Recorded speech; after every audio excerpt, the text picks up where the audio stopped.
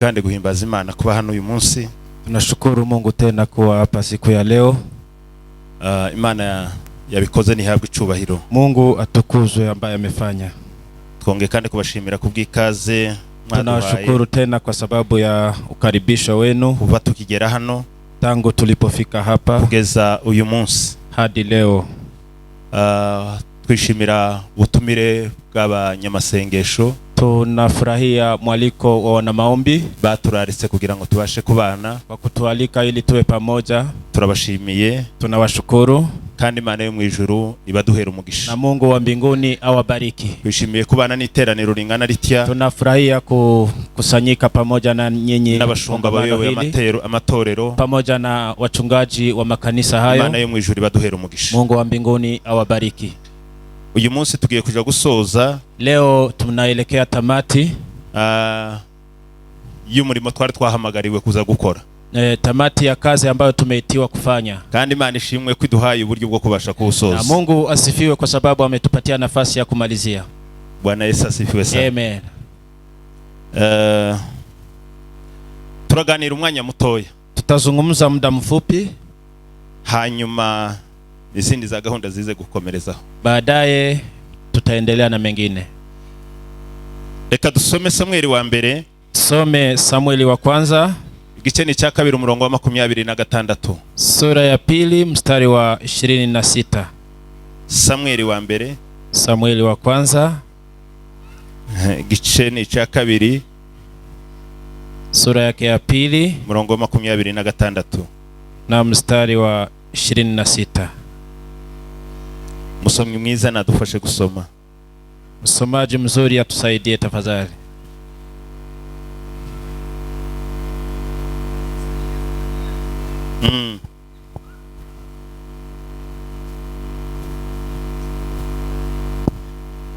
Igice cya 2 ku murongo wa 26.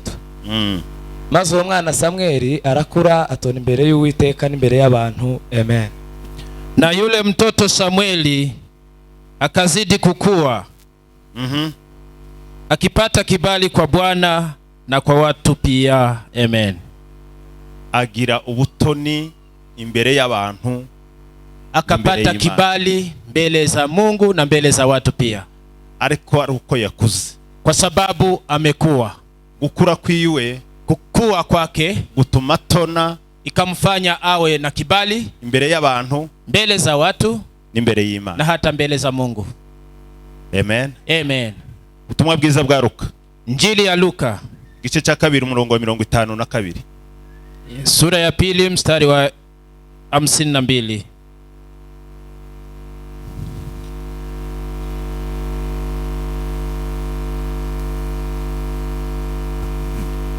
Nanone ni mudufashe 2 ubutumwa bwiza bwa Luka umurongo wa 52. Reka dusome mu izina rya Yesu. Yego. Yesu akomeza kugwiza ubwenge. Yesu akomeza kugwiza ubwenge. Abyiruka ashimwa n'Imana n'abantu. Abyiruka ashimwa n'Imana n'abantu. Naye Yesu akazidi kuendelea katika hekima na kimo, akimpendeza Mungu na wanadamu. Ubutumwa bwiza bwa Luka. Injili ya Luka igice cya 2 umurongo wa 80. 2 na mstari wa 80. Sura ya kwanza tafadhali. Sura ya kwanza. Ubutumwa bwiza bwa Luka. Luka sura ya kwanza mstari wa 80. Igice cya 2 umurongo wa 80. Reka dusome mu izina rya Yesu. Amen. Uwo mwana arakura. Uwo mwana arakura, agwiza imbaraga z'umutima. Uwo ni Yohana, agwiza imbaraga z'umutima. Aguma mu butayu kugeza umunsi yerekaniwemo Abanyisiraheli. Yohana aguma mu butayu kugeza umunsi yerekaiwe Abanyisiraheli. Yule mtoto akakua, akaongezeka nguvu rohoni, akakaa majangwani hata siku ya kutokea kwake kwa Waisraeli. Amen. Abaheburayo gice cya 6 umurongo wa 1. Waebrania 6 mstari wa kwanza geze kuwa 3 hadi ule wa 3. Reka dusome mu izina rya Yesu. nico gituma dukwiriye kuba turetse guhora mu bya Kristo mu bya mbere bya Kristo tukigira imbere ngo tugere aho dutunganirizwa rwose, tukigira imbere kugira ngo tugere aho dutunganyirizwa rwose, twe kongera gushyirwaho urufatiro rwa kabiri, twe kongera kandi gushiraho urufatiro rwa kabiri ariko rwo kwihana imirimo ipfuye no kwizera Imana. Kabiri, cyangwa ngo twongere kubigisha ibyo kubatizwa no kurambikwaho ibiganza, yego, no kuzuka kw'abapfuye n'iby'urubanza rw'iteka. Gatatu, icyakora Imana nibikunda tuzabikora. Amen. Nubundi icyakora Imana nibikunda tuzabigaruka, na Mungu akitaka tutayarudilia. Bwana Yesu asifiwe sana. Amen. Mu mwanya muto tugiye kuza kuganira aya magambo. Kwa muda mfupi tutayazungumzia maneno haya. Ijambo duhaye tuganiraho, neno tunalizungumzia nilitubwira kuva mu bwana tukaja mu bukure, ni kutuambia tutoke utotoni twende kwa umri wa watu wazima. Kandi twese turababyeyi, sisi wote ni wazazi, n'abataragira abana bafite abavandimwe, na hata wale ambao hawajazaa watoto wana wandogo. Iteka ryose twifuza ko umwana uvutse agomba gukura. Kila siku tunatamani mtoto akizaliwa akue. Kandi gukura ni urugendo, na kukua sio siku moja, ni safari. Gukura si ikintu gikorwa umunsi umwe, sio kitendo ya kutenda siku moja, si ikintu gikorwa iminsi ibiri, sio siku mbili, ahubwo ni ikintu kigenda gikorwa gahoro gahoro. Ni kitendo utaendelea kufanya pole pole. Umuntu akazagenda ava ahantu aje ahandi hantu, mtu anatoka mahali anaenda kwingine. Kandi igihe cyose umwana ari makura, na kila siku mtoto akikomaha, binezeza ababyeyi, inafurahisha wazazi, bikanezeza n'abavandimwe, na hata wandugu. Kandi mu gukura kuwo muntu na kukomaa kwake, nanone kugira ibyo ikibigaragaza, kuna ile inazihirisha. Hari ibigaragaza ko umuntu hayagenda kura, kuna ya kuzihirisha ya kwamba mtu anakuwa. Iyo agenda kura agenda hinduka, akienda akikuwa anabadilika, kandi agenda hinduka mu bice bitandukanye, na anabadilika kwa ngazi tofauti. Bityo rero mu buryo na hivyo kwa namna ya kiroho nabwo abantu barakura, hata hivyo watu ukomaa, kandi uko bakura niko bagenda bahinduka, na vile ukomaa ni vile wanabadilika. Nimuvuge ngo amen. Sema amen. Hallelujah. Amen.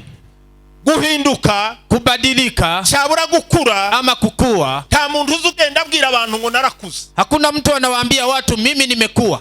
Nta muntu uzugenda ubwira abantu ngo nimurebe nanje ndi mukuru. Sio kuwatangazia watu angalia mimi pia ni mkubwa. Ahubwo abantu nibo baza bakubwira ngo umaze gukura, bali watu ndio hukutambua na kukuambia wewe umekuwa. Bakavuga bati ko turabona uhaye ukura, tumekuona wewe umekuwa, umaze kuba umuntu wotuma ijambo. Sasa wewe unaweza tumwa neno la watu wazima. Uri umuntu abashitsi bosanga mu rugo akamenya ingene baki. Wewe ni mtu ambaye wageni wakikupata hata kwa nyumba unaweza jua vile utawapokea. Uri umuntu wamenya kuganiriza abandi bantu. Unaweza jua kuongelesha watu wengine. Uri umuntu wacu urubanza runa. Unaweza kuwa na jukumu fulani. Kandi level umuntu agenda geramo, na kila kiwango mtu anafikia agira ibyo asabwa kubikoramo. Kuna ile kitu anaombwa kufanya katika kiwango hicho chochote. Nimuvuge ngo amen. Sema amen. Twasomye muri uru rwandikiwe Abaheburayo. Tulisoma katika waraka huu wa Ibrania. Tuvuga yuko uru rwandiko barwandikiwe, tukasema barua hii waliandikiwa bashingiye ku bindi umwanditsi yaraherutse kubibabwira mu gice cya 5, wakiwekewa misingi kwa ile mengine mwandishi aliwaandikia. Nono harubandikira akawaandikia muri iki gice cya 6 katika sura hii ya 6, muri mirongo tuvuye gusoma, katika mistari hii tumesoma, ari ijambo ryo kubihanangiriza. Ilikuwa ni neno la kusisitiza, yari exhortation, ilikuwa ni kuwasisitiza, arababwira ngo birakwiriye, akawaambia inastahili, ni ngombwa, inastahili. Kandi quelquefois exhortation saa zingine kusii mtu ni kitegeko, ni kama amri ama sheria. Nimuvuge ngo amen. Amen. Arababwira ngo rero, akawaambia sasa tidukwiriye guhora mu byambere bya Kristo, hatufai kukaa kwa mafundisho yale ya kale ya Kristo. Ibyambere bya Kristo, ya kale ya Kristo, ngo arabije tuguma kwicaramo, hayo ndiyo tubaki hapo. Ariko aravuga ngo tugomba gukura tugatera intambwe. Akawaambia lazima tubadilike, tukue, tupige hatua. Hayo tuyaache kando. Yigeze abibwira umuvuga butumwa, amesema hivyo mwinjilisti. Notion de base irakwiriye, ile education ya mwanzo ni lazima. ariko si umuntu agwiriye kuguma, lakini mtu hafai kukaa hapo. Ko izesi cyubahiro. Amen. Nimuvuge ngo amen. Sema amen. Ibyo wigishwa uri umwana, yale ambayo ulifundishwa ukiwa mtoto, reka mbabazi niwaulize frere, ndugu Mugabe, tibakwigishije kurya? si walikufundisha kula? Bakaza bagutamika, hata wakakulisha, bakaguheza bibero, hata wakakunywesha maziwa. None ajuri mu myaka urimo, sasa miaka yako wo kwicara ngo bongere kandi baguheze, unaweza keti mtu akuje akulishe akunyweshe? Hapana. Ariko mu gihe yayihabwaga, lakini wakati alikuwa akifanyiwa hivyo, zari ngombwa ngo ayihabwe, ilikuwa imestahili wakati huo. Yatari kuyihabwa na asingefanyiwa hivyo, yararenganye. Sasa angekuwa ni mtu ajalelewa vizuri, kuko ntiyari afite imbaraga zimushoboza kwigaburira, kwa sababu hakuwa na nguvu ya kumsaidia kazi hiyo. Ariko nyuma yo kuva muri iyo age, lakini baada ya kutoka umri huo, agera ahantu abasha kwigaburira, akafika wakati kiwango ya kujilisha peke yake. Bivuga iki? Inamaanisha nini? Ijambere ntivyirengagijwe, ya kale hatujayatupilia kabisa, ariko kandi sivyo bigomba gukomeza, lakini hatufai kuendelea nayo. Wakristo twafashe inyigisho zitangiriro, tulishika mafundisho ya mwanzo, abarizo tukomeza guhagarariraho. Hayo ndiyo tukawekelea misingi. Tunanirwa gukura kugira ngo tuzamuke, tukashindwa kukua ili tupande. Izo nyigisho zitangiriro, mafundisho hayo ya mwanzo, ziriya zitandatu dusoma muri ruya rwandiko, hizo 6 ambazo tunazisoma katika barua hii, ilikuwa ni msingi. Ubundi bivugwa yuko ari bisa n'imbuto yabibwe, yani ni kama mbegu ambayo imepandwa, kandi imbuto yabibwe na mbegu ambayo imepandwa itegerezwaho umusaruro. Watu wanatarajia mavuno kwake. Gira mugenzi wawe ngo utegerezweho umusaruro. Ambia jirani yako watu wanangoja mavuno. Nimuvuge ngo amen. Semeni amen. Utegerezweho umusaruro. Watu wanakungojea mavuno. Kongere doze si cyubahiro. Bwana Yesu asifiwe. Bwana Yesu. Hari abantu batuye mu ikanisa, kuna watu wanakaa kanisani, tibaza basarurwaho ikintu, hawana mavuno yoyote. Barasa n'ingumba, wao ni tasa tu. Barasa na zambuto zitigeze zigwa ahantu heza, kama mbegu zile ambazo zilianguka kwa mchanga mbaya. Ariko imbuto yaguye mu butaka bwiza, lakini mbegu ambayo ilianguka katika udongo mzuri, kama vile neno la Mungu linasema, Biblia inavuga ngo yarakuze. Biblia inasema iliota. Amen. Amen. Amen. Amen. Yambuto yarakuze ntiyakuze. Mbegu hiyo ilipanda iliota ama ijaota? Imumbwira imaze gukura niki cyayibayeho? Ilipokomaa ni nini ilifanyika? Yeze gute? Ilizaa matunda kiaje? Yeze ngo zinga? Yeze zimwe 30. Banza witonde pani bakuze. Pole kidogo tafadhali. Uyu ni inshuti cyane, ni rafiki yangu sana, n'umwana uzukurikira amasomo, anafuata masomo vizuri sana. Nukuri kose ndamutangiye ubuhamya. Yagize gute? Zimwe 30, ilizaa matunda 30, 50, 100 no gukomeza na kuendelea.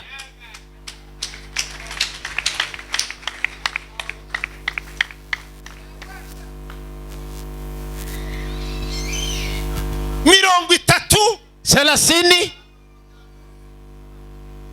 50, 50, 100, bityo na hivyo bityo biravuga iki? Hiyo inamaanisha nini wakisema hivyo? Nukuvuga ngo icyo giti, yaani mti huo kitigeze gisaza, haijazeheka. Kweza si cyubahiro. Nimuvuga ngo amen. Sema amen. Biblia iravuga ngo no mu busaza bwabo, Biblia inasema hata uzeeni mwenu bazasaza ni toto na wataendelea kuwa wadogo. Hari abantu iteka ryose bavuga ngo twebwe twarashaje ntaki. Kuna watu siku zote wanasema sisi ni wazee. Tegerejweho imbuto, bado watu wanangoja matunda kwako. Habe nakajwi kawe hata kasauti kako kadogo gashobora gukuza bari inyuma, inaweza fanya watu wengine wakue. Nimuvuge ngo amen. Sema amen. Haleluya. Habe nakajwi kawe, hata sauti yako ndogo hari wako ushobora gusubiza mu intege. Kuna mtu inaweza imarisha. Hari abashobora kugusoroma guhimbuto, wengine wanaweza chuma matunda kwako.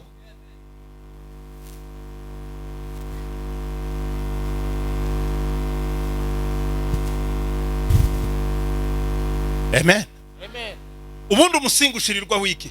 Kwa nini misingi huwekwa?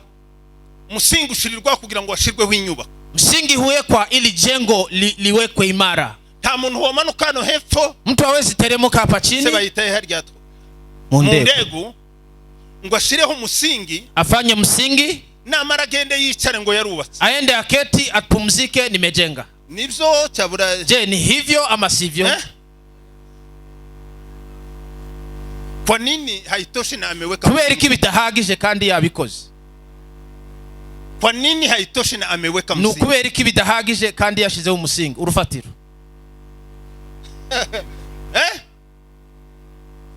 Hari ibindi bikwiriye. Kuna mengine yanastahili haujaweka. Nukwanga urufatiro, yaani msingi rushirirwaho impamvu igiye gukurikiraho. Inawekwa kwa sababu kuna kingine kitu kinaenda kuwekwa. Iyo nta kindi gishirwa ku rufatiro, kama hakuna kitu kingine inaenda kuwekwa, nukwanga urufatiro nta mumaro ruba rufite. Yaani msingi haina mafaa yoyote. Kuba waravuze ngo wizeye Kristo, wakisema tumeamini Kristo, ukavuga yuko uzi kuririmba, useme ninajua kuimba, ukavuga yuko uzi gushauti haleluya, useme unajua kushauti haleluya, ariko nta mbuto wera, lakini haujazaa matunda, nta rufatiro wigeze wubaka, hauna msingi, haujajenga juu ya msingi. Kuko objectif y'urufatiro, kwa sababu shabaha ya msingi. Yesu yabwiye abantu, Yesu aliambia watu, abwira abigisha, akawaambia wanafunzi, arababwira ngo, akawaambia hivi, ndabasaba kugira ngo mwere imbuto, na waomba tafadhali zaa matunda, ngo kandi imbuto zanyu, na matunda yenu ngo zihoreho, yadumu milele. Kokomera Yesu amashitani. Pigia Bwana Yesu makofi. Ndabasaba ngo mwere imbuto, ninawasihi zaa matunda, kandi imbuto zanyu, na matunda yenu zihoreho, yadumu milele. Ituma atababwiye ati nabahamagaye mwiturize. Kwa nini hajawaambia nimewaita tulia pumzika? Dore kintu kiri mu kutuimpressiona cyane. Kuna kitu ambayo inatusukuma sana. Turi mu kuba impressione n'impano. Kuna kitu inatusukuma ambayo ni karama ama kipawa. Impano, kipawa. Impano turazumva? Tunaelewa karama? Impano, karama. Muntu yaba afite impano, mtu akiwa na karama fulani, twosigana materaniro tukiruka hata tunaweza acha ibada tunamfuata huko nje tunaenda kwa sababu ana karama, kubera ko afite impano. Kandi impano, tena karama, nta muntu yigira mu ruhari ngo ayihabwe. Hakuna mtu ufanya kazi ndio apewe. Murabyumva neza? Mmesikia hata jina impano, karama, ntabwo umuntu ayihabwa kubera merite. Hakuna mtu anaipewa kwa sababu anastahili, yeye ni mnyenyekevu ama mwenye haki, kubera kwa kiranuka ama ni mwenye haki. Impano, karama, umuntu ayihabwa ku bushake bw'Imana yonyine. Mtu hupewa kwa sababu ya mapenzi ya Mungu peke yake. Turabyumvise? Tumeelewa hayo? Tacho umuntu yakora kugira ngo ahabwe impano. Hakuna kitu unaweza fanya ndio upewe karama. Wosenga ugakoboka mavi, unaweza omba mpaka magoti ya toke vidonda. Impano wifuza Imana ntiyigwe. Karama unataka Mungu asikupe. Kuko Biblia ivuga ngo izi zitanga nk'uko ishaka yoyo. Mungu anatoa vile anataka. Nimuvuge ngo amen. Sema amen. Amen. Amen. Ikiza kidutangaza, mshangao ni kwamba nuko iyo tubonye umuntu ufite impano, ni kwa sababu tunaona mtu ambaye ana karama, tutekereza yuko yabaye umuntu urimire, yabaye umuntu, tunafikiri yeye amekuwa mtu ambaye amekuwa kiroho. Ngubwo azasenga agakora mahitaji, kwa sababu anaomba na kufanya mahitaji. Ngo buriya ngo ari ku rugero rukuru rw'umuntu. Tunasema huyu ako kwa kiwango kubwa ya kiroho. Kinyoma cyambaye ubusa, uongo mtupu. Ashobora guhanura, anaweza tabiri, kandi agahanura bikaba, na anatabiri mambo yanatokea. Yasohoka, akitoka tu hano mu muryango avuye guhanurira, hapa kwa lango hapa, akama yiba, anaiba, kandi akumva, anasikia, kandi mukundi kanya bamuhamagara ngo ngwino usenge, wakimuita kuja tena uombe, akamaze, anakuja, kandi agasenga, na anaomba. Ama ni aje? Cyangwa ni gute bimeze? Suko bimeze se? Si ni hivyo. Ariko imbuto, lakini tunda zisaba sacrifice. Matunda yanakubidi ili wewe ufanye kazi, ufanyie kazi. Ntawosarura umwembe Huwezi kuvuna embe atarawubivye, bila kupanda, atarawubagariye, bila kuujali na kufanya kazi, atarawuvomereye, bila kuchota maji na kumwagilia, atarawupurije, bila kupuliza na kutoa ile madudu, ngo azabone imbuto y'umwembe na apate tunda la embe. Sibyo ukunda. Haiwezekani.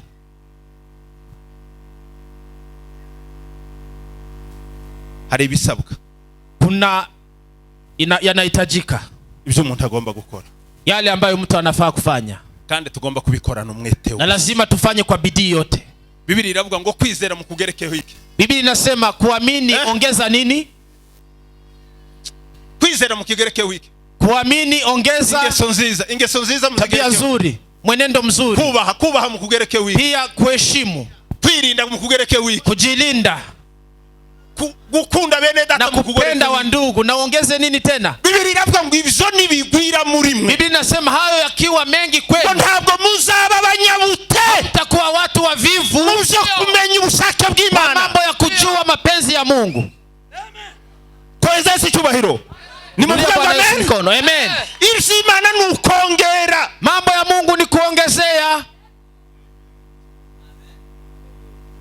Ubundi gukura ni ukongera, na kukua ni kuongeza. Ese gukura si ukongera? Kukua si ni kuongeza. Kwizera, kuamini, kumusingi ya msingi ni mukongereho. Ongezea icyo mwongereyeho, ile unaenda kuongezea, mwongereho ikindi, ongezea tena ingine, na hiyo ingine ongezea ingine tena. Aravuga ngo nibigwira, anasema ikiwa mingi ndani yenu, ndi muzaba abanyabute, hamtakuwa wavivu.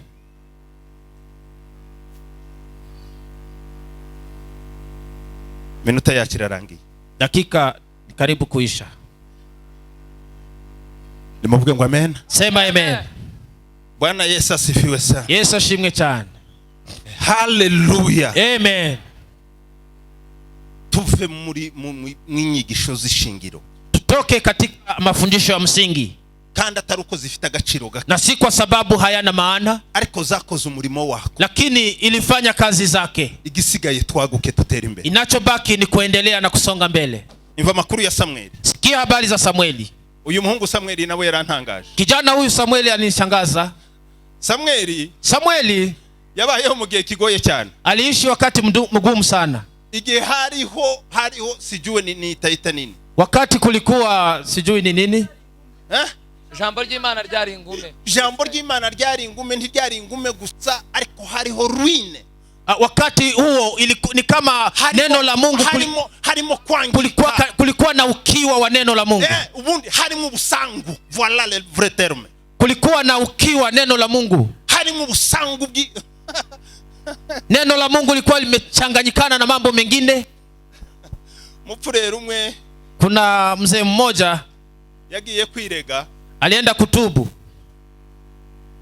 Ijambo ry'Imana rimaze kuganirwa, walipomaliza kuzungumza neno la Mungu, aravuga ati ndashaka gutunganya ubuzima. Akasema nataka kutengeneza maisha yangu. Ati none mushumba tuze kubonana. Sasa mchungaji tuonane tafadhali. Ngo barangiza amateraniro, baada ya ibada ngo aramwegera, akamkaribia, aramubwira ati sawa ngaho mbwira. Akamwambia basi niambie. Aramubwira ati simfite byinshi byo kuvuga. Akamwambia sina mengi, ngasangura wenene. Nilichanga mambo sana. Narasanguye cyane. Nilichanga. Watukumbona ndi gisangu. Hivi unaniona ni mtu amechanganya. Ngasangura wenene. Nilichanga mambo sana. Ati none undebere muri ubwo busangu sinja muri detail. Sasa sitaingia kwa mengi. Ukuzi gisangu. Vile unajua mtu wa kuchanga. Mimi ni mchanga.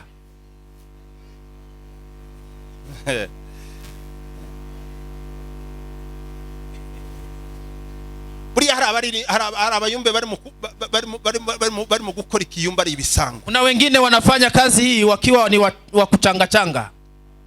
Ari ibisangu. Kuchanga. Ese gisangu umuntu yokirongoranya umukwe. Mtu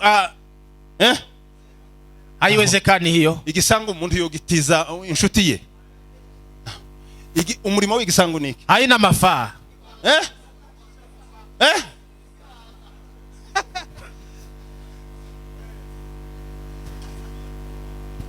Nabwiye abo twari kumwe nimugoroba dutashe. Nimewaambia wale tulikuwa nao jioni. Ndababwira ngo ikiyumbe uno munsi turagisenya cyabura tucubake. Nikawaambia hii ngazi ya wana maombi leo tutajenga ama tuharibu. Turabomoa, tutaharibu ariko kandi twubake. Lakini tena tutajenga. Ibisangu birarema. Watu wa kuchanga changa watarushwa nje. Kuko timu y'abanyamasengesho. Kwa sababu tume la wana maombi, timu y'abanyamasengesho, tume hilo la wana maombi na abantu bari selection, ni watu ambao wamechaguliwa, wamekaguliwa. Atakiri ko bigishwa inyigisho z'ibanze, sio kufundishwa mafundisho ya msingi, ahubwo bageze ku rwego babasha kwigisha abandi bantu. Wamefika kiwango ya kufundisha watu wengine. Ariko ni gute mu kiyumbe twagwijije ibisango? Lakini kwa nini kwa ngazi hii tuliweza kuwa na watu wengi wa kuchanganya changanya mambo?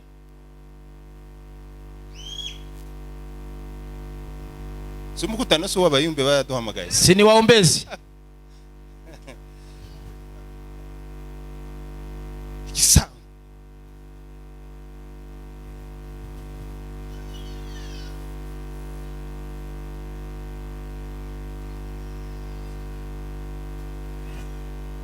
Tunaimba, turaririmba, turi kuri level yo hejuru yo kuririmba.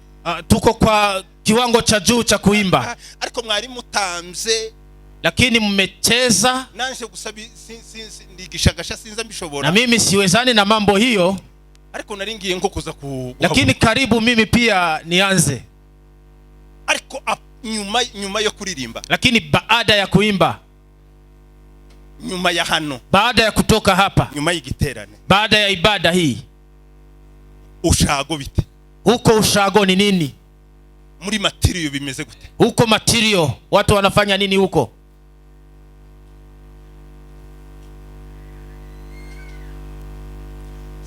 Siyajua kama ndivyo yalivyo, mpaka Roho aliponionyesha.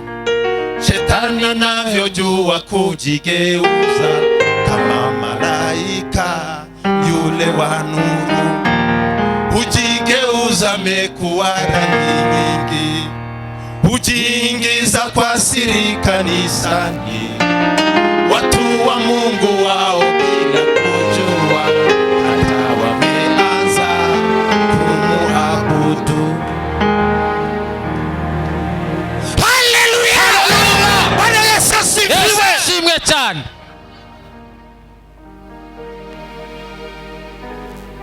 Hari ibintu tutagomba gutindana nabo. Kuna watu ambao hufai kukaa nao siku nyingi. Musaza Kamburisha yatubwiye ijambo rimwe umunsi umwe. Mzee huyo alituambia siku moja. Atubwira rya jambo riri muri Yeremia. Katika waraka unabii wa Yeremia. Rivuga ngo ntiriza rizira ubusa. Neno halikuji bure. Ngo rizariza rigasoza ngo Imana ritunye gukora. Nakuja ili kutimiza malengo ya Mungu. Aratubwira ngo iyo jambo iyo ritaguhinduye. Anasema neno kama halijakubadilisha, ngo rizarisigari guhinyanze. Inaacha basi na kufinyanga. Kwa sababu umekufuru. Kubera ko wachumuye. Winangiye umutima. Winangiye umutima. Yes. Unaimba lakini haujabadilika. Uraririmba ariko nturahinduka. Unakesha lakini haujabadilika. Urakora ibitaramo ariko nturahinduka. Uzawigira umuyumbe kandi utari we. Unajifanya mwana maombi na wewe si. Unajifanya nabii na wewe si nabii. Wigira umuhanuzi utari we.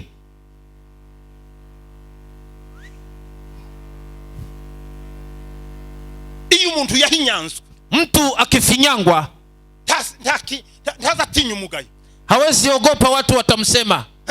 Hapana. Azasa ni chihebe. Yeye ni mtu ambaye ako hapo tu. Nuko ni kaida ni mkaidi.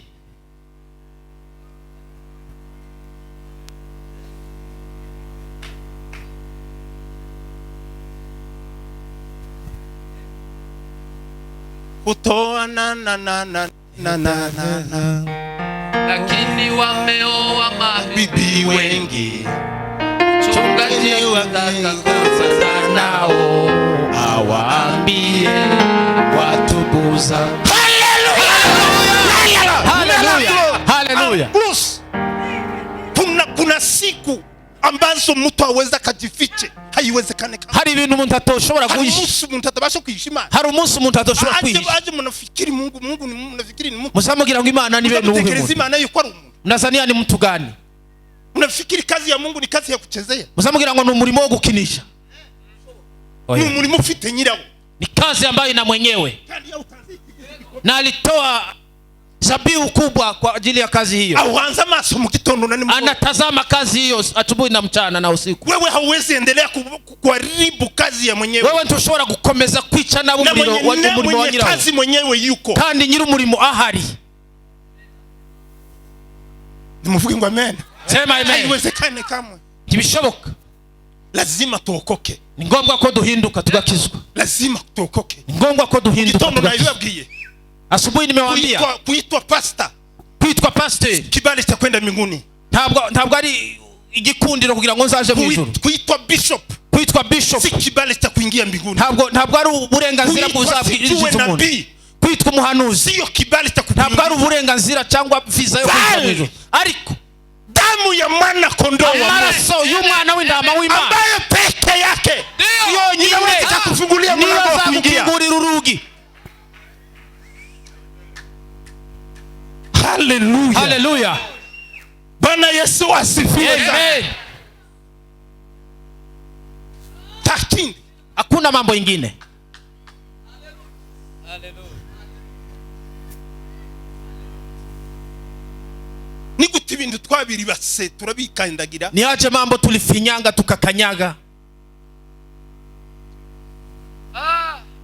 Ewe shetani pepulie mchafu na kuamuru kwa jina lake Yesu, toka ndani ya kanisa lake Mungu, uende kuzimu ukachomwe moto.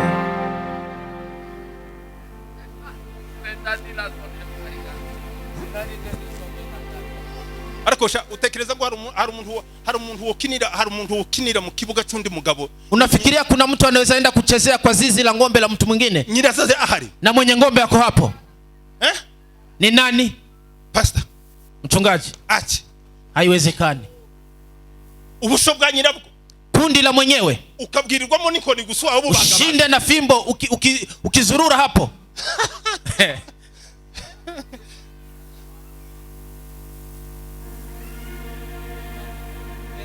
Itorero rifite nyiraryo. Kanisa lina mwenyewe.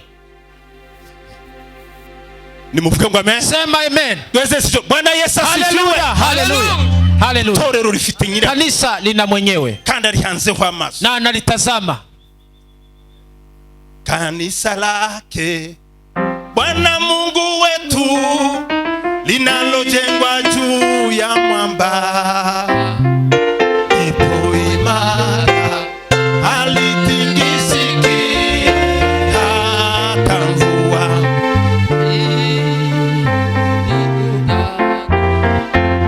Kanisa lake ni moyo wako.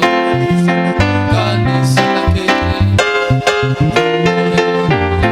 jenge. Kanisa la Bwana litaishi naye Bwana. Musore witwa Samueli. Kijana Samueli. Ijwi rya Samueli. Sauti ya Samueli. Iyo Samueli yavugaga. Samueli akiongea. Iyo Samueli yaganira. Samueli alipokuwa akiongea. Iyo Samueli yarangurura akajwi gatoki. Wakati Samueli alitoa sauti yake. Hallelujah. Hallelujah. Bwana sifiwe sana. Amen. Byageza bikurura attention y'abantu. Ilivuruta fikra za watu. Bimeze nkuko kwa asuma. Kama vile magnet. Ariko hamuone kama tunaimba lakini hakuna uvuto. Timuona ko turirimba ariko tudafite rukuruzi. Nta kintu gikurura. Kwa nini? Kubera iki? Kwa nini tunahubiri lakini hakuna uvuto? Kubera iki tubwiriza ariko nta kintu gikurura abantu? Ni kwa sababu yale ambayo tunahubiri nuko ibyo tuvuga hatuyaishi. Ntabwo tubiviva, ntabwo turi byo.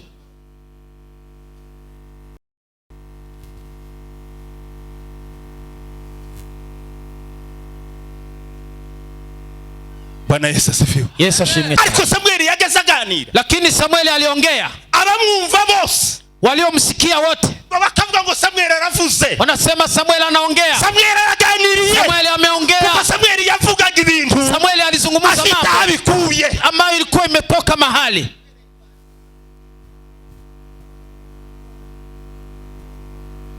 Bari baramenye ko yarundukiye he. Walijua ya kwamba ameenda yeye wote katika unabii.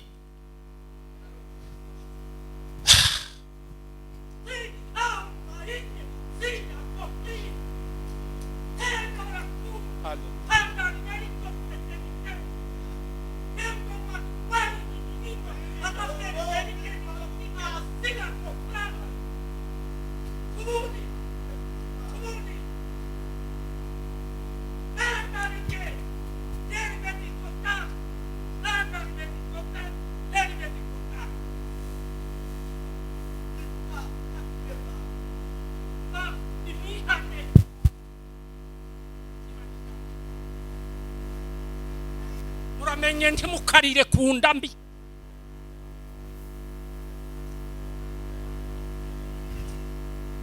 Mila forme riketi sila compris.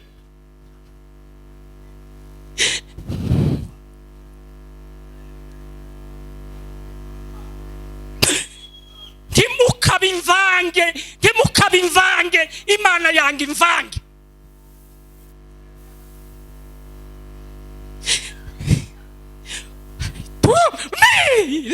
Pila te ni compris. Tita ribo banda di mericotike si la compris.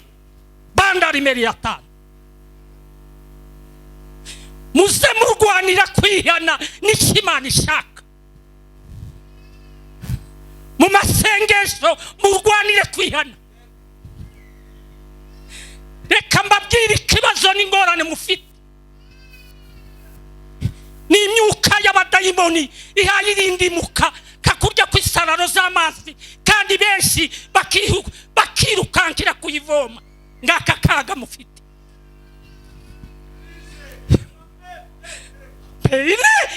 La malari medico c'est la compris.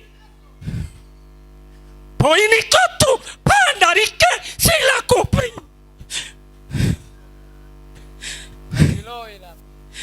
Nubwo bimeze gutya, nubwo abantu bakabije kubimvanga, ariko Imana ifite umwuka wayo, kandi uwo mwuka wayo uri muri mwe. Abawukeneye nabicishije bugufi.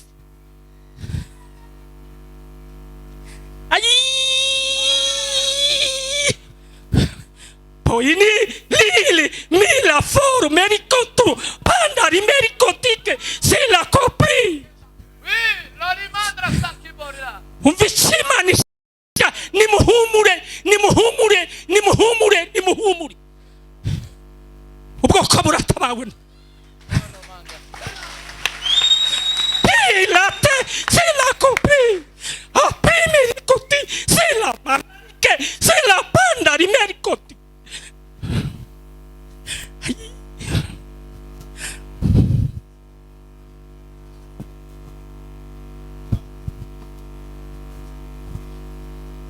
Negire eza pasiteri anasenga Imana.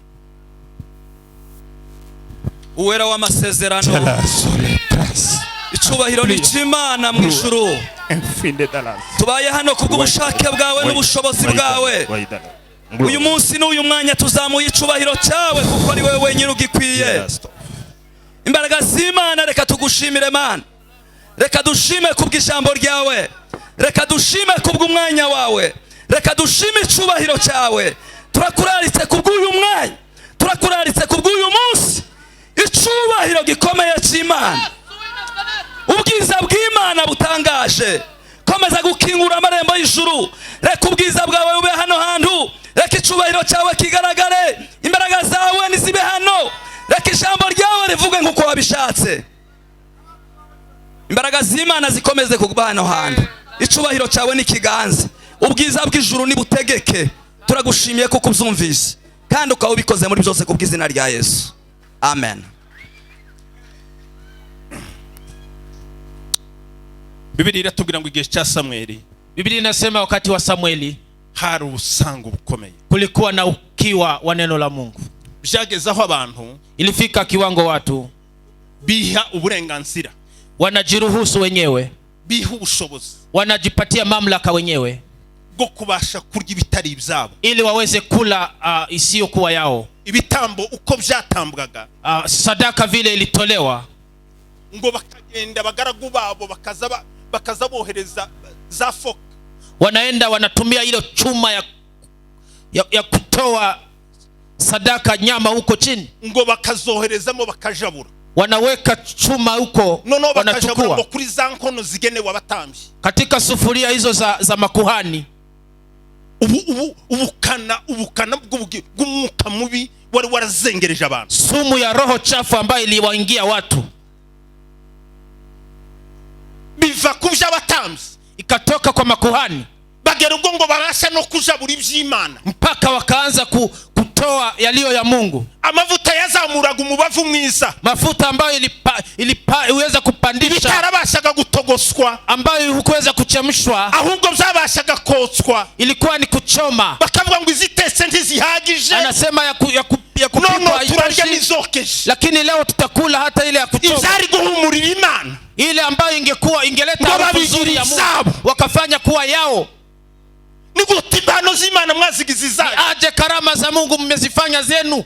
ni gute impano z'Imana zabaye izo kubagaburira, Kwa nini karama za Mungu zimekuwa ni kitu ya ni gute kuwaletea impano chakula? z'Imana zabaye izo kubambika, Kwa nini karama za Mungu zimekuwa za ni gute kuwavika impano nini? z'Imana zabaye izo kubarihira Kwa amazu, nini zimekuwa za kuwalipia ni gute rent? impano z'Imana zabaye izo kwishyurira abana Kwa bawe nini amashuri, zimekuwa ya kulipa school fees? ni gute impano z'Imana zabaye Kwa nini izanyu, karama za Mungu zimekuwa zenu? ibyari guhumurira Imana Yenye ingeleta harufu nzuri kwa Mungu, biracurikwa bitangira guhumurira abantu, kaenda chini ikaanza Imana kuwaletea harufu nzuri. birarakara. Mungu akakasirika. Haleluya, Haleluya. haleluya, Haleluya. Haleluya. ariko ngo nubwo byari bimeze gutyo, Lakini hata kama ilikuwa hivyo, ngo itara ry'Imana ryari ritarazima, bado taa ya Mungu haijazimwa. wezeshe ishubahiro, Haleluya. haleluya, itara ry'Imana ryari Bado taa ya ritarazima, Mungu ilikuwa itara ikiangaza. ry'Imana, Taa ya Mungu habe n'uyu munsi itara ry'Imana hata leo ntirazima, inaangaza, habe n'ubwo muri haijazimwa. ko mujabura, Hata kama ariko mnafanya itara kazi ry'Imana hiyo, ntirazima, taa ya Mungu habe n'ubwo haijazimwa. muri kujabura, Hata kama mnafanya itara hivyo, ry'Imana taa ya ntirazima. Mungu bado inawaka.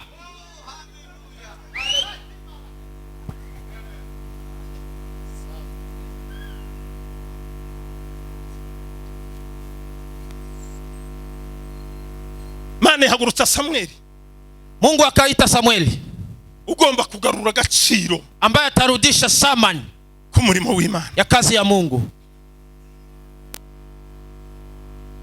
cyangwa ngo Imana iduhagurukiza abamama, Ningepata wamama wakisimama, iduhagurukiza abaririmbyi, waimbaji wakisimama, iduhagurukiza abavuga butumwa, Mungu asimamishe wainjilisti, iduhagurukiza abapastori, Mungu asimamishe wachungaji, iduhagurukiza abahanuzi, Mungu aite wanabii, iduhagurukize buri muntu wese ku Mungu rugero aite rwe, kila mtu kwa kiwango yake, bongera kandi kugarura icyubahiro ili cy'Imana. warudishe utukufu wa Mungu.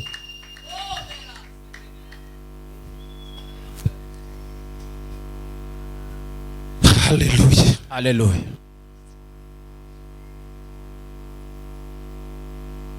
haleluya. Haleluya.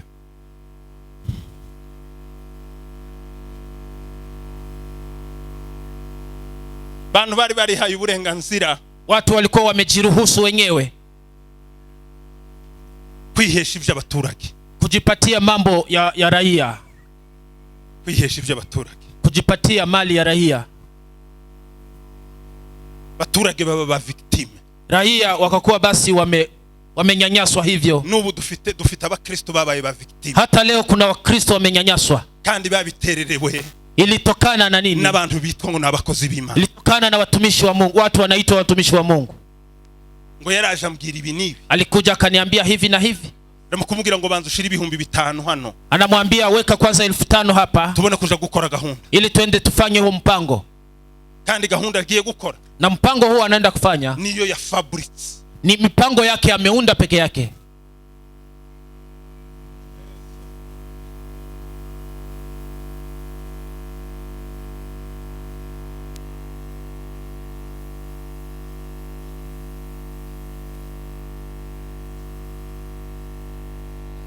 ariko lakini bazatinya guhinguka imbere bazahinduka ubwoba busa n'ukwiyambura iyo myambaro Yesu akwikiye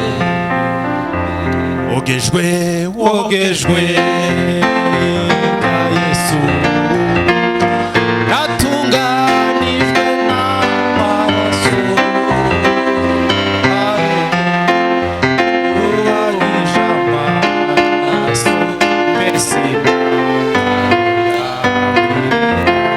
ukiza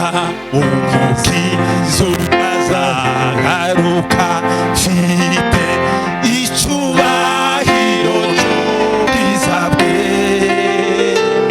abatari bezwa bazinjiriwe mu birori by'ubukwe bate wogejwe na Yesu watunganijwe n'amaraso hari ubwo yakuhagije amaraso mbese imyambaro yawe irera wogejwe na Yesu watunganijwe n'amaraso hari ubwo yakuhagije amaraso mbese imyambaro yawe irera.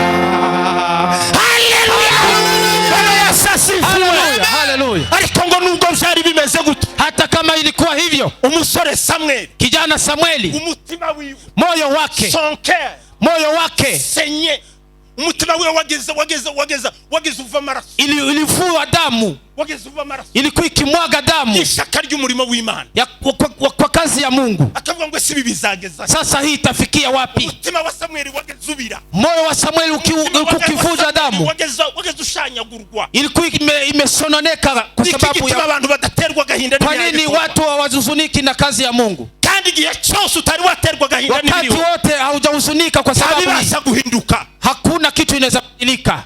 habe nawe ubwawe nudaterwa gahinda ni Hata wewe peke yako kama hujahuzunika tuzahinduka kwa yale ambayo unapitia hautabadilika. Lakini ukihuzunika, yaravuze amagambo meza. Paulo alisema maneno mazuri. Nashimye ko Alisema nimefurahi kwa sababu gahinda nyinyi mmekuwa na taabu, gahinda keza, lakini mkaona taabu gahinda kabatera kwihana, huzuni ambayo inawaletea gahinda katicuzwa, na ni huzuni ambayo hatutajuta. Nimuvuga ngo amen. Sema amen. Icyampa ngo tugira gahinda kamutera kwihana, na taabu hiyo ya kutuletea kutubu, kandi kwihana kuticuzwa, na kutubu ambayo haitatuletea kujuta. mutima wa Samueli, moyo wa Samueli wari waraturitse, ilikuwa imepasuka. nzasoza Nikiendelea kumalizia, mirimo ibiri Samueli yakoraga ikomeye, kazi mbili ambazo Samueli alifanya. twavuga ngo amen. Sema amen. Murimo wa mbere, kazi ya kwanza Samueli yakoraga, Samueli alifanya, ubuzima bwa Samueli bwose, maisha ya Samueli yote ngo bwabaga mu kuramya Imana no kwihimbaza, ilikuwa ni kuabudu Mungu na kumsifu.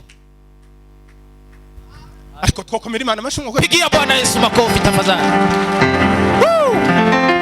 Amen. Kuramya Imana no kwihimbaza si mu materaniro, kuabudu Mungu na kumsifu si hapa kwa ibada. Kuramya Imana no kwihimbaza ni ubuzima bwose. Kuabudu Mungu ni maisha yako yote. Mukazi ukora ukomba kuramya Imana, kazi unafanya abudu Mungu, aho wirirwa mahali unaishi, mahali unashinda. Samueli ngo yabaga muri mundu yo kuramya. Samueli alikuwa tu kwa mundu ya kuabudu Mungu na kusifu. Shima Imana mutima wanje we,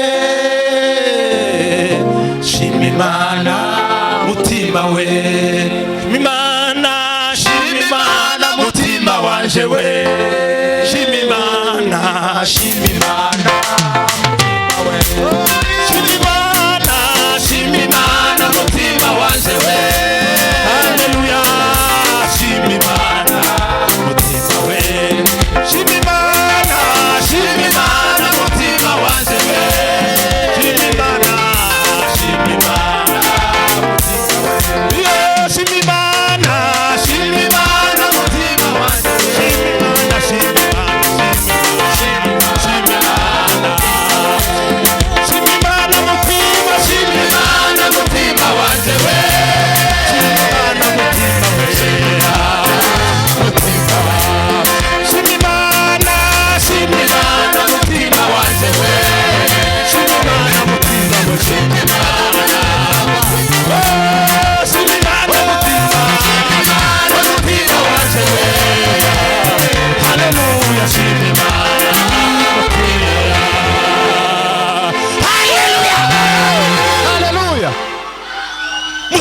Samueli wahoraga mu moyo wa Imana. Samueli ulikuwa kwa sifa na kutukuza Mungu tu. Cyaduheza abadamu bashima Imana. Ingetupasa tupate wamama wa kumshukuru Mungu tu. Wazahoza amasahani ukaramya Imana. Ukiosha vyombo vyako unashukuru Mungu. Waburi kukoropa mu nzu akabamo kuramya Imana. Ukiosha nyumba unashukuru Mungu. Waburi kutekera abantu ukaramya Imana. Ukipika chakula ya watoto unashukuru Mungu.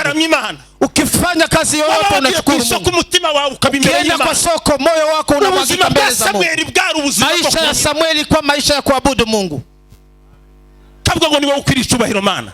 Anasema niwe unastahili sifa. Niwe ukwiriye guhimbazwa. Niwe unastahili kuabudiwa. Niwe ukwiriye gushirwa hejuru. Niwe unastahili kuinuliwa. Ni wewe Mana yonyine. Ni wewe Baba, ni wewe. Nimuvuge ngo amen. Sema amen. Nimuvuge ngo amen. Sema amen. Murimo wa kabiri Samueli yakora. Kazi ya pili ya Samueli ngo kwari ukumenya guturiza gukorera munsi y'ibirenge bya Eli. Ilikuwa ni kujua kutulia chini ya miguu ya Eli. Mutoza mwiza Eli. Mwalimu mzuri. Mutoza mwiza Eli. Mwalimu mzuri Eli. Ngo akamenya gukorera munsi. Anajua kufanya kazi chini ya miguu ya Eli. Nabahe bayumbe dufite bakorera munsi y'ubuzi. Waombezi wa wapi ambao wanafanya kazi chini ya walimu wao?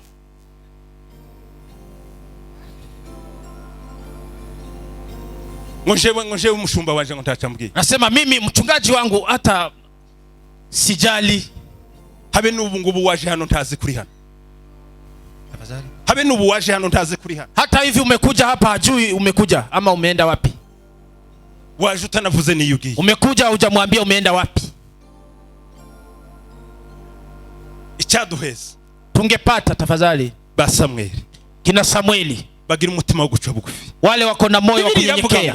Biblia inasema mugire wa mutima wari muri Kristo. Tuwe na moyo na nia ambayo ilikuwa ndani ya Yesu Kristo. Nimuvuge ngo amen. Sema amen. Umutima wo guca bugufi. Nia ya kunyenyekea. Nubwo yari Imana. Hata kama alikuwa Mungu. Nubwo yarazi byose. Hata kama alikuwa amejua yote. Hata kama aliweza yote. Ariko ngo aca bugufi. Lakini alinyenyekea. Araganduka. Alinyenyekea. Yambara kamero kumu. Akajivika utu. Nziyanga no gupfurupfirwa. Hata kukataa kukufa kifo cha msalaba. Kubw'umutima wo kubaha. Kwa sababu ya moyo wa kutii. Ndicho gituma amagambo menshi yiwe yagiye avuga. Ndio sababu maneno yake yote alisema. Yaravuga ngo sinkora ubushake bwanje. Alisema sitafanya mapenzi yangu. Ngo ndakora ubushake bwo wantu. Nafanya mapenzi ya yule aliyenituma. Nimuvuge ngo amen. Sema amen. Twabakura he ba Samueli. Tunaweza pata kina Samuel wapi? Hari ikibazo kirimo kwibazwa no. Kuna shida tunajiuliza mpaka leo. Kikavuga ngo ese ba Eli barahari. Je, kina Eli wako? Ngo ese ba Eli barahari. Je, kina Eli wako?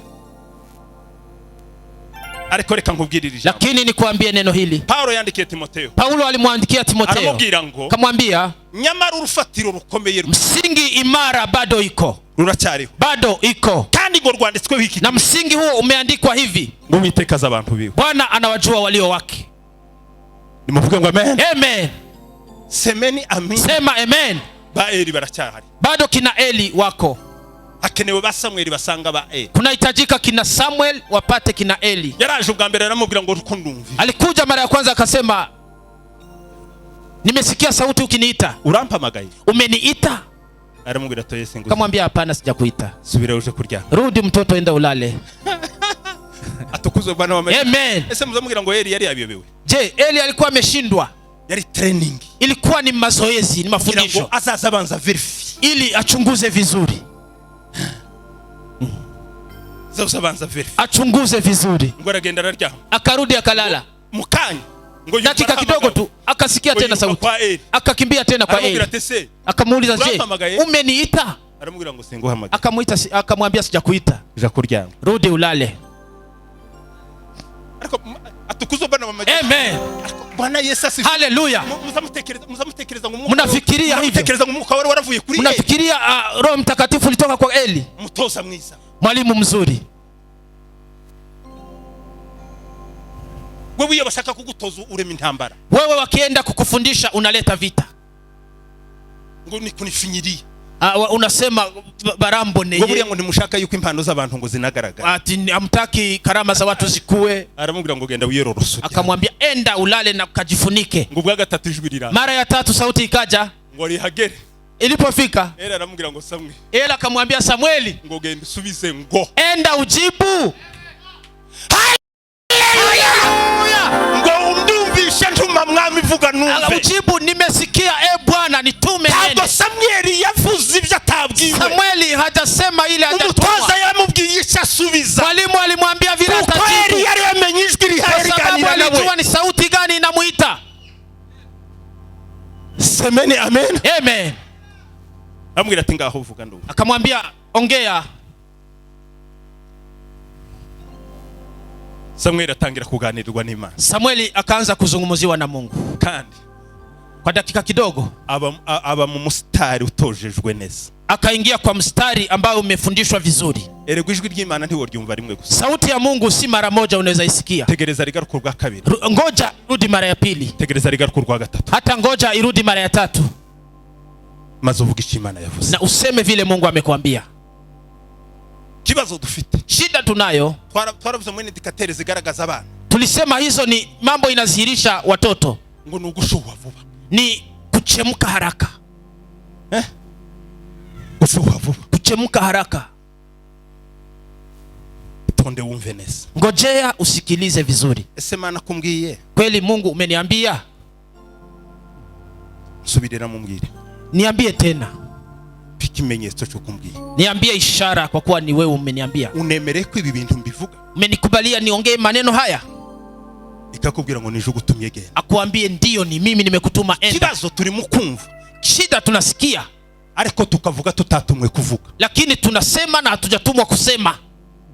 Ese umuntu ubona abantu bose baye batambukariya ku muhanda. Nikiona watu wengi wakipita pale barabarani. Bashinzwe kuvuga ngo nabonye wambaye isogesi n'utazambaye nabonye ufite yuzuye agace n'indende. Ni lazima niende niambie watu nimeona mtu akivaa hivi na hivi na hivi na hivi. Nimeona. Ariko sindabwiwe kubivuga. Lakini sijaambiwa kusema kila kitu nimeona. Si ibintu byose tuvuga. Sio kila kitu tunaona na tuseme. Tuba twemerewe kuvuga. Sio kila kitu tunaona ama tunasikia habigeye kusema. Kuna wakati wa kusikia, hakaba n'igihe cyo kuvuga. Na wakati wa kunena. Nimuvuge ngo amen. Sema amen. Bwana Yesu asifiwe sana. Haleluya. Habigiye cyo kumva. Kuna wakati wa kusikiliza, hakaba n'igihe cyo kuvuga. Na wakati wa kusema.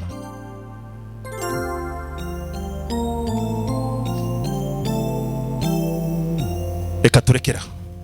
Acha tutamatishe hapo. Ibindi bisigaye tubyihore. Mengine tuyaache. Imva. Sikia. Gomba gukura. Lazima ukue. Mwigisha yabivuze. Mhubiri amesema. Agakiza twakiriye. Wokovu ambao tumeupokea. Tukakira rimwe bikazageza iteka. Tulipokea mara moja mpaka milele. Kandi tukakira mu buryo bw'umwuka. Tunapokea kwa namna ya kiroho. Kandi gukura mu mwuka. Na kukomaa kiroho. Nini ntambara abantu bafite nibibazo. Ni vita ingine watu wako nayo na shida. Mtu ananiuliza. Arambaza ngo ese. Akaniuliza je. Umuntu abasha gukura mu mwuka? Kaniuliza mtu anaweza kukua kiroho? Ngo umwuka duhabwa no mubebe. Je, roho tulipewa ni mchanga? Ngo kugira ngo agende haye. Ili ni mtoto mchanga ili aende akikua. Izo ni inyigisho ambazo zinajaa. Hayo ni mafundisho ariko kuri no ahadi. Umwuka ntabwo akura. Roho hakui. Biblia iravuga ngo, Biblia inasema uwo mwuka naza, roho huyo akija ndani yenu, ngo afite imbaraga zo kubagira abagabo. Ana nguvu za kuwabadilisha nyinyi muwe mashahidi. Nimuvuge ngo amen. Amen. Kandi ubuhamya ntibuza butangwa kana. Na ushahidi huwezi tolewa na mtoto mdogo. Ubuhamya buza butangwa abagabo. Ushahidi ni mzee, mwanaume mkubwa. Hari imyaka umwana atemerewe gutanga témoignage. Kuna miaka ya mtoto hawezi kubaliwa kutoa ushahidi. No mu mategeko asanzwe. Hata kwa sheria. Nimuvuge ngo amen. Sema amen. Bwana Yesu asifiwe sana. Haleluya. Ariko umwuka naza azabagira abagabo. Lakini roho huyo akija atawafanya mashahidi. Umwuka ntaza kuna. Roho hakui. Iyo umwuka aje muri twe, roho akija ndani yetu azaza yuzuye. Anakuja akiwa amejaa, akiwa amekomaa. Wese. Akiwa ni wote kabisa. Kandi uwo mwuka nini? Na roho huyo ni nani? Ni Kristo. Ni Kristo mwenyewe. Yaravuze ngo nzagaruka. Alisema nitarudi. No simbane namwe. Na nisikae na nyinyi. Ariko ngombe muri. Lakini niwe ndani yenu. Nimuvuge ngo amen. Sema amen. Uwo mwuka ntaza ku. Roho si yule mtu wa kukomaa. Ikiza gikuraniki. Ni nani sasa ukomaa? Ni ubugingo. Ni nafsi. Ubugingo. Nafsi. Kandi ubugingo ntibukuzwa n'ikindi. Nafsi haiwezi kuwa kwa jambo lingine bukuzwa nico bugaburirwa. Ni kwa sababu ya nini ulipatia, nini chakula gani ulipatia nafsi yako. Ubundi sasa ahantu hari sante nziza, mahali kuna afya nzuri, habiki kuna nini? Hari ubuzima, kuna maisha mazuri, mtu anakaa vizuri, anaishi vizuri, kuna afya. Kandi banabitubwiye sante ndizamwe niki, na wametuambia afya itokani na mambo mengine. Nushaka sante y'umubiri, ukitaka afya ya mwili birahari mambo yako. Sinza kubikubwira uri mukubirya buri munsi. Sitakwambia unakula chakula hicho kila siku. Habe n'ubu ufite sante, hata saa hii una afya nzuri, ariko sante y'ubugingo, lakini afya ya nafsi no kumenya, ni kujua. Ni muvuge ngo amen. Amen. No kubigabirira iby'ubugingo, ni kupatia chakula cha nafsi. Yesu yaravuze ngo nguyu mutsima wamanutse. Yesu alisema mkate huu ulishuka kutoka mbinguni uza guhesha bari mu isi ubugingo, ili wakao ulimwengu wote wapate uhai. Kandi nguyu mutsima, na akulaye mkate huu wewe ntazapfa hata kufa milele. Biblia iratubwira ngo, Biblia inasema hivi, ibi byo kurya, chakula hiki ngo nibyo kurya bize bitera ubwenge. Ni chakula huleta maarifa, ubwenge, hekima.